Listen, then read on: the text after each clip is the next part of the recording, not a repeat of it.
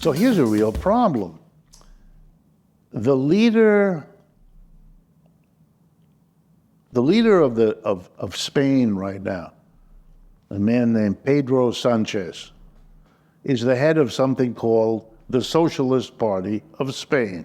That's the government. By the way, this will come as a shock to America. Every time I explain to them how socialists are in power in Europe, they want to quarrel with me, but they know by then, they've checked me out. I'm not crazy. So anyway, Pedro Sanchez is a socialist. So he calls himself a socialist. He calls his party Socialist Party. It's a big party in Spain. That's why he's the prime minister of that country. The largest bloc of seats in the French National Assembly is now in the hands of a party called the New Popular Front, Nouvelle Front Populaire in French. The leader of that, a man named Jean-Luc Mélenchon, a name you probably never heard, and most of the people have never heard. Okay, his party has the most seats. Ready? He was in the Communist Party of France. He left it and became part of the Socialist Party of France. He now runs the party called France Unbowed. That's the name of his party. That's part of the New Front Populaire. And he's the de facto leader in France. He's a socialist who was all of that makes perfect sense in French politics because there's a socialist party and separately a communist party, and they don't get along. And they haven't for a long time.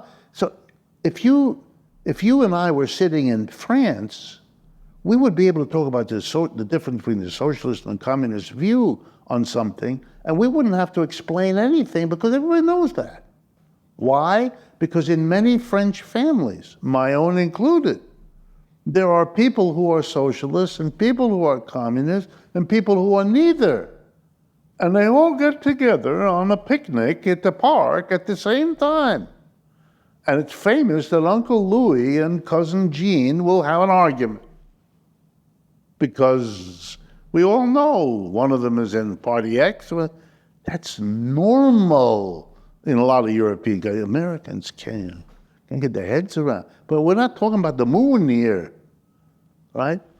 For most of the last 10 years, the government of Portugal was a coalition of three parties.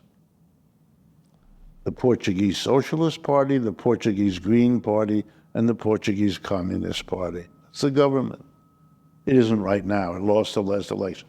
But before that, the last two governments were them. And this is common. Europeans have all been connected in one way or another to socialists and communists. Have you ever gone to Paris? I have. Okay. Have you used the subway, what's called the métro there? Yeah, a long time ago when I was a kid. Okay. The métro it's a wonderful system in Paris, really gets you around everywhere. Everybody uses it.